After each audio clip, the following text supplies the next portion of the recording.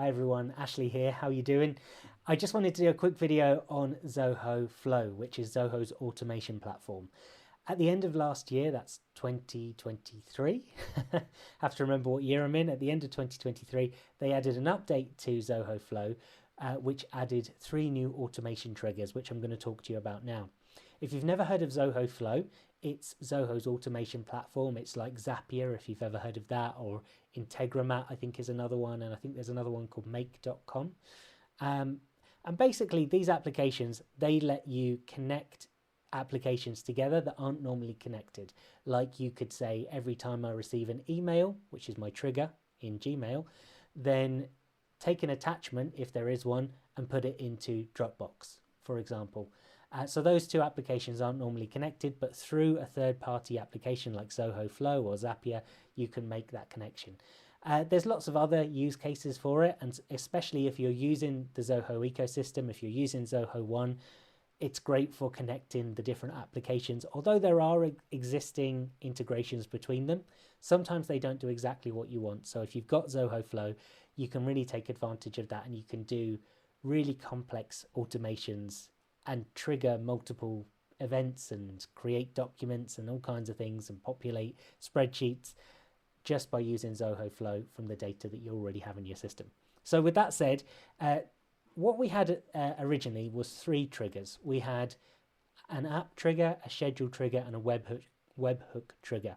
The app trigger is like the Gmail thing. Like I said, if something happens in an application, then trigger this automation, then start the automation process. The schedule is as it sounds. Every hour, every day, every month, whatever whatever the schedule is, do this automation. So it's based on a time, starting based on a time trigger.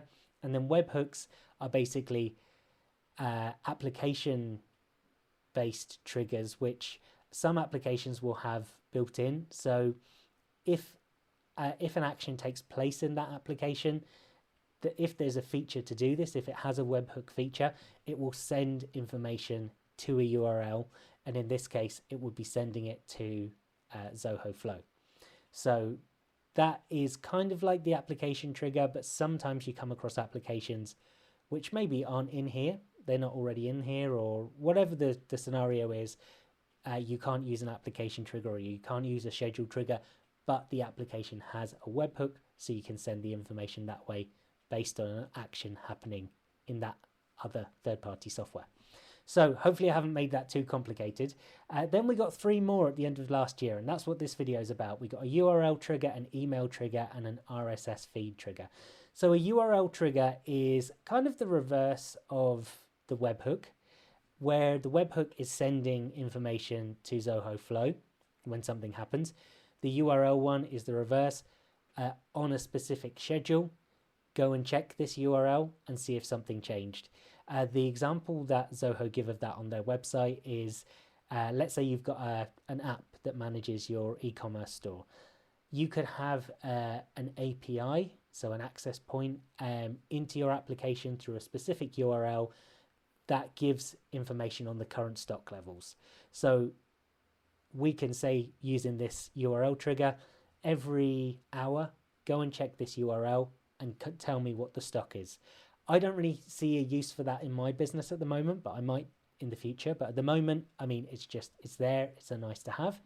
The email trigger is one that I'm most excited about. So this will basically read an email, and you can train it to pull out specific pieces of information from that email. As I understand it, the email has to be in a kind of standard format every time. And one of the ways that I've started to experiment with this is I have courses up on Skillshare, and every month I get a royalty payment from Skillshare. And as part of that, for accounting purposes, even though Skillshare they send me a notification email saying this is what you're getting paid, but for tax purposes and accounting purposes, I have to raise an invoice for Skillshare. I don't send it to them, it's just for record keeping.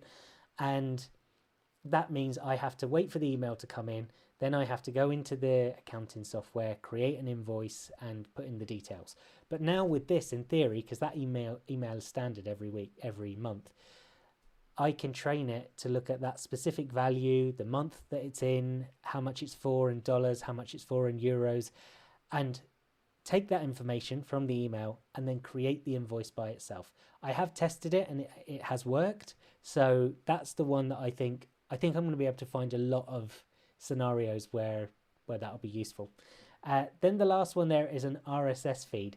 So if you're not sure what an RSS feed is, some applications like, say, podcasts, and maybe, I'm not sure if YouTube have it, but newspapers as well, they will have an RSS feed. So if something changes, they will send a notification through an RSS feed. You need an RSS feed reader to get those notifications. And there are various, if you're interested in that, Google RSS reader. There are lots out there. But every time something updates then on that podcast, then that would send, for example, the name of the podcast, the name of the episode, the duration, the synopsis, all of that kind of information. But now with Zoho Flow, you've kind of got a built-in reader in here that when it gets that notification, it can do something with it. It can post a notification in Slack, it can send you an email, whatever you need it to do, you can pretty much create an automation that will do it. An example of RSS feeds, I just put this here. If you've ever seen this logo, this is the RSS logo. And here's an example of the Times, the New York Times. They've got a list here of all their different RSS feeds. If we just click on Europe, this is what the RSS feed looks like for Europe. This doesn't mean anything to me as a human, other than it looks a little bit like HTML code, and you can pull out some information in here. But this is the information that would be sent to Zoho Flow, and then from these different tags and these different things here, Zoho Flow will be able to do things with that information. So just thought I'd give you that little bit of insight there into RSS feeds if you're not sure what they are, and that might help you find a use for them yourself. So I hope that's been interesting for you. I'm very excited specifically about the email one. Maybe the RSS feed might find something to do with that, but if you've thought of uses that you can find for these that I've just described, please let me know in the comments. I'd love to hear how you would use these and if you're using Zoho Flow already as well. That's it for now. Talk to you soon. Bye.